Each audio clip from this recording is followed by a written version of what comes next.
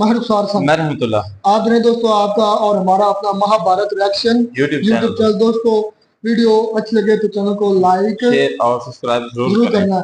तो दोस्तों, हम पहुंच गए एपिसोड 198 तक। तो कृष्ण जी ने बताई है करण को उसकी हकीकत कि तुम माता कुंती के बेटे हो। जिस माता पिता ने तुम्हें पाला है, उन्होंने सिर्फ तुम्हें पाला है, गोद लिया है, या उनको आप मिले थे आते हुए नदी में बहते हुए, जैसा कि एक स्टोरी है, जैसा भी उनकी एक बताई गई है कि तुम ऐसे हो। तो अब कृष्णा जी की जो जारी बात है, तैयारियां चल रही हैं। तैयारियां मतलब कि अपना कृष्णा जी आए हुए हैं कौरव को मनाने के, सुलह कर लो, माफी मांग लो पांडव से, तो ये जंग टल सकती है। तो करण ही उसकी सबसे बड़ी सपोर्ट है, जो ना दुर्योधन। तो अब करण, अब जारी बात है, उनके भाई ही एक किस्म के समझ लेके वो भाई लगते हैं। तो खैर, अब करण पर जो बीत रही वो हम अल्फाज में तो नहीं बयान कर सकते, लेकिन फिर भी आप देखते हैं, आप इस वीडियो में क्या कहते हैं, फिर बात है। पुत्र कर्ण, तुम्हारी माता है यहाँ, दान की आशा लेकर आई है। भिक्षा दे पाओगे उसे? राजमाता। नहीं पुत्र,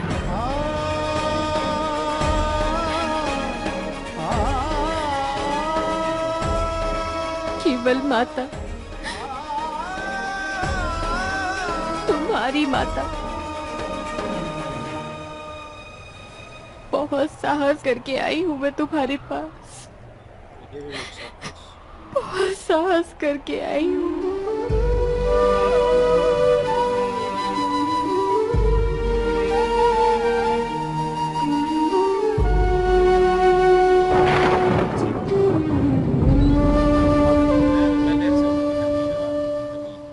योद्धा की माता को साहस एकत्र करते हुए इतना लंबा समय लग गया।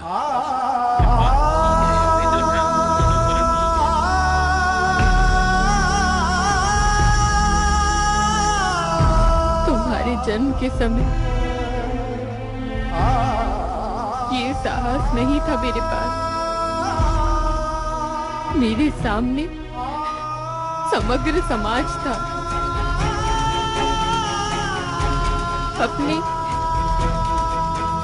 अपने चरित्र पर लगा लांछन स्वीकार कर भी लेती मैं,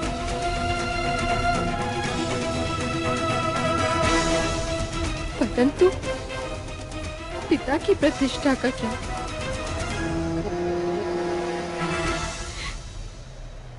वो किस प्रकार मान सकती थी मैं पुत्र? अवश्य ही पिता की प्रतिष्ठा पुत्र के जीवन से अधिक मूल्यवान रही होगी। नहीं पुत्र,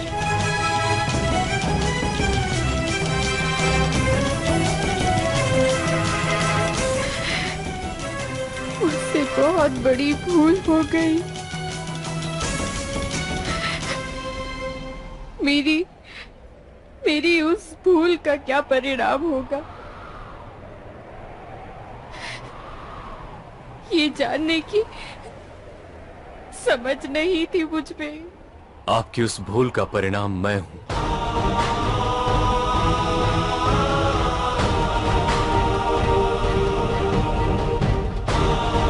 मेरा समग्र जीवन है आपकी उस भूल का परिणाम।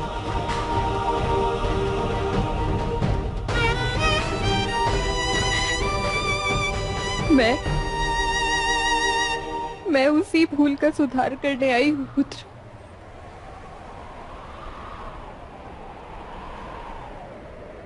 तुम्हारी माता बनने आई हूं।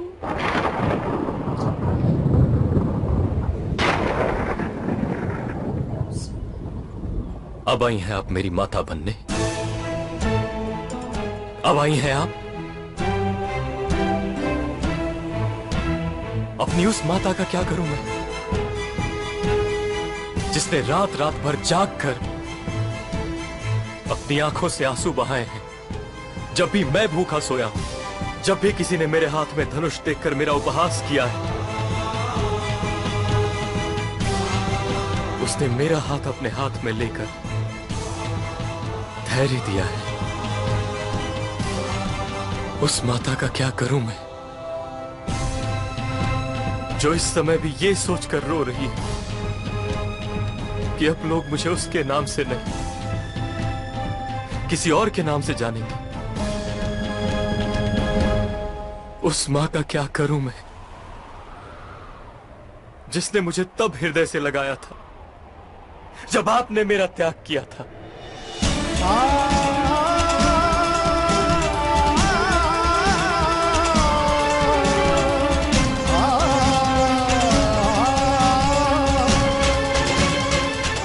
अपनी उस माता का क्या करूं मैं?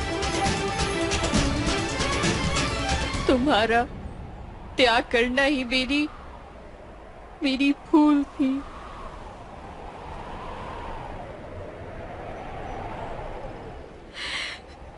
मुझे क्षमा कर दो पुत्र, क्षमा कर दो मुझे।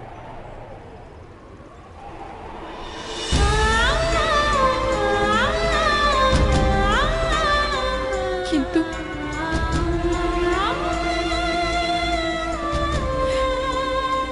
अब मैं उपस्थित हूँ तुम्हारी माता बनके। हम परिस्थिति बदल सकते हैं, बस बदल सकते हैं सब। अतीत को किस प्रकार बदला जा सकता है राजमाता? आपने मेरा त्याग किया था, क्या आप ये बदल सकती हैं? मैं सदा ही आपकी आंखों के सामने था और आपने मुझे स्वीकार नहीं किया। इस परिस्थिति को बदल सकती हैं आप? मेरे अनुज मेरे ही शत्रु हैं।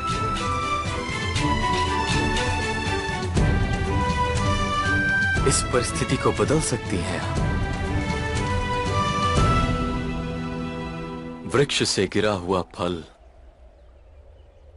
पुनः वृक्ष पर नहीं लगाया जा सकता राजमाता। अतीत को कोई नहीं बदल सकता, ना आप न मैं, कोई नहीं। अतीत के जिस प्रवाह में अपने पुत्र को त्याग दिया था, उसी में आपका पुत्र डूब गया है राजमाता।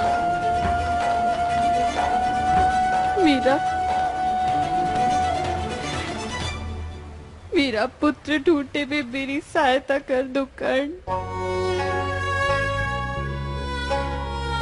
कहां ढूंढेंगी आप उसे?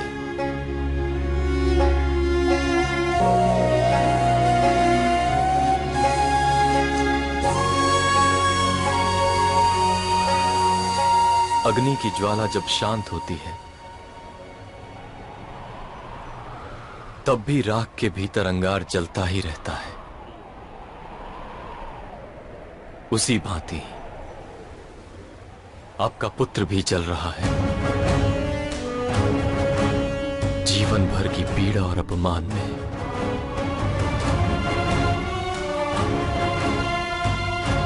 अब उसे ढूंढने का प्रयत्न मत कीजिए राजमाता।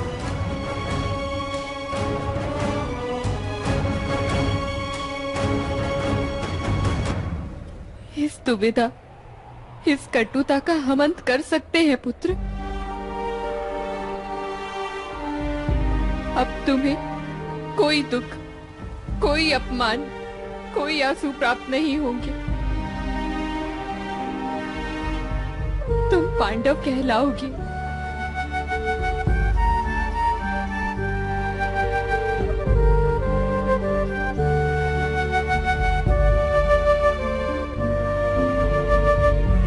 मेरे 5 पुत्रों की ज्येष्ठ कहलाओगे।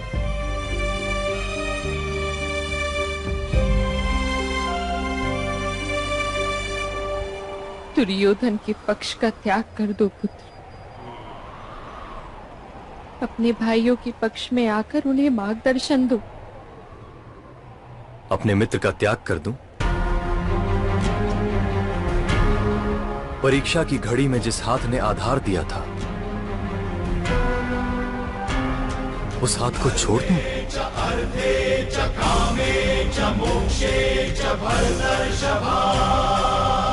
यदि अपने ऊपर किए गए उपकारों का ये प्रतिफल दूंगा तो क्या आपको गर्व होगा मुझ पर? दुर्योधन सदा ही अधर्म करता है, तुम क्यों उसका पक्ष ले रहे हो पुत्र? क्योंकि उसने जीवन में एक बार बहुत बड़ा धर्म किया था।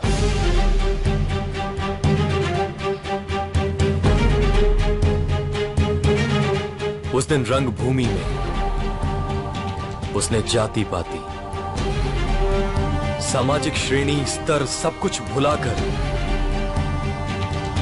मेरी ओर मित्रता का हाथ बढ़ाया था। धर्म के ज्ञाता महामहिम भीष्म ने ऐसा नहीं किया। शक्ति का मूल जानने वाले महागुरु द्रोण ने ऐसा नहीं किया।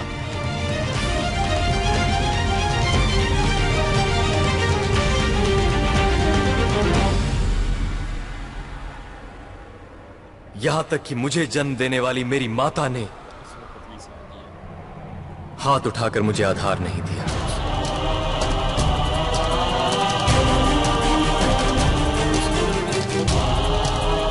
उस भयानक अंधकार में केवल एक हाथ उठा था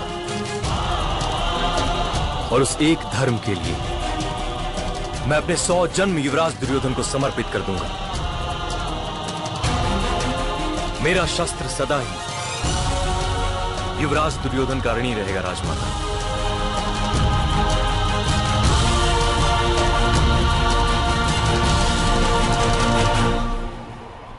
तुम अपने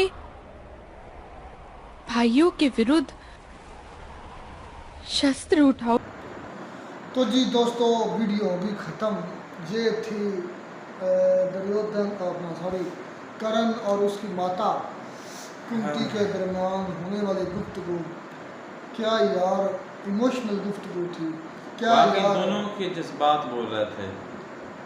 मतलब कि करण की बातों से वाज़े हो गया करण पीछे नहीं हटेगा और कह रहा है कि मैं ये उसी कि मैं सज़ा भुगत रहा हूँ और मैं पीछे नहीं हटूँगा क्योंकि आपने मुझे स्वीकार नहीं किया था, आपने मुझे अपनाया नहीं था।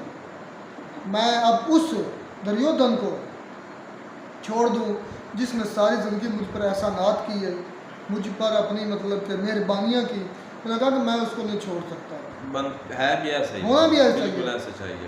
वजूहात जो भी रही हों, माता कुंती मजबूर होंगी या जैसे तैसे करके भी उन्होंने इसको त्यागा था, मुझे इसको छोड़ा था करण को, तो माँ के लिए तो ये इतना पॉसिबल तो नहीं है, लेकिन पर इतने ही हालात मतलब समझ लें कि ख़राब थे ना कि एक माँ ने एक अपने बेटे को त्याग दिया, छोड़ दिया। यार देखें कि माँ की यहाँ पर बात छोड़ दें।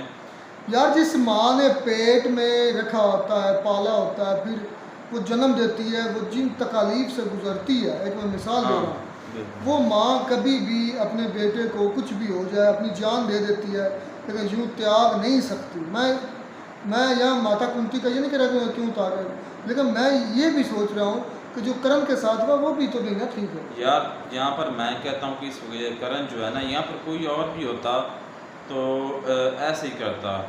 उसको कहने के अंदर से दुख भी बहुत ज़्यादा है, और बाकी ऐसा अगर हम अपने साथ सोचें कि ऐसा हमारे साथ होता तो ये कितना मुश्किल डिसीजन फिर हमारे बन जाता कि जिन्होंने हमें पाला पोसा है उनको छोड़कर जो हमारे सगे थे जिन्होंने हमें छोड़ दिया था तो उनके साथ आना।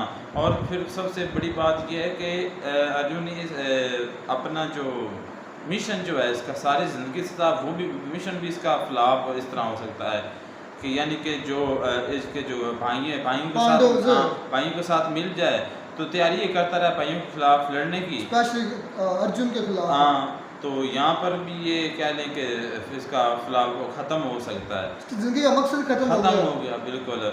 और दूसरी बात अगर देखे जाए तो इसको जिसने पाला पोसा है दुर्योधन ने, तो उसके भी एहसानात का बदला वो कह रहा था कि मैं उसका पाला पोसा उसके माता पिता नहीं है, लेकिन हाथ भी रखा उसका, मतलब ये समझ लें कि वो जवान इकट्ठे हुए, सारा कुछ खाया पिया, फिर दोस्त भी है बचपन का लंगोटिया यार, इसे कहते हैं लंगोटिया यार।